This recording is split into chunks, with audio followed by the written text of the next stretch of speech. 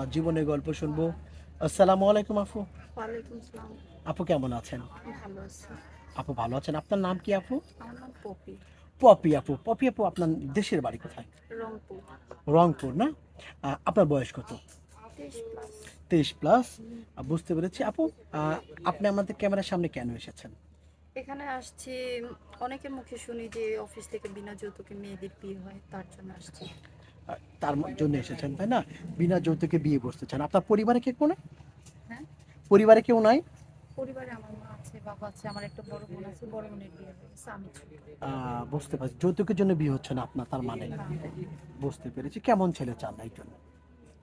ছেলে যেমনই হোক, কিন্তু ভালো একটা মনের মানুষ হতে হবে, যে নাকি আমাকে বুঝবে, জানবে, যে নাকি আমার ফ্যামিলিকে একটু দেখবে। দেখবে তাই না? বুঝতে পেরেছি। ওনার বয়স কেমন হতে হবে পপি আপু? বয়স এটা কোনো ফ্যাক্ট না, যেমনই হোক, 40, 50, 60, এমন হলে কিন্তু চলবে। মন ভালো হবে। মন ভালো হতে হবে। আচ্ছা, বুঝতে পেরেছি। অনেক ভাই আপনার সাথে যোগাযোগ করতে চাইবে, কিভাবে যোগাযোগ করবেন? কিভাবে ভাই, আমার তো ফোন নাই। আপনার ফোন নাই না? হুম। আহ, প্রিয় দর্শক, ওনার নাম পপি। ওনার সাথে যোগাযোগ করতে চাইলে ডিসপ্লে কি নাম্বার দেখা যাচ্ছে, এই নাম্বার ইমো আছে, হোয়াটসঅ্যাপ আছে। ইমোতে বা হোয়াটসঅ্যাপে পপি আপুর একটা স্ক্রিনশট মেরে পাঠিয়ে দেবেন, আমরা যোগাযোগ করিয়ে দিব। কোনো ভাই সরাসরি ফোন কল করবেন না, ভয়েস করে পাঠিয়ে দেবেন এবং স্ক্রিনশট মেরে পপি আপুর পাঠিয়ে দেবেন। পপি আপু, আরও কয়েকটি কথা আছে। অনেক ভাই আছে বিবাহিত, স্ত্রী মারা গিয়েছেন, চলে গিয়েছেন, এমন ভাই যদি বিয়ে করতে চায়? সমস্যা নেই, সে যদি কর্ম করে আমাকে খাওয়াতে পারে। রাজি আছেন?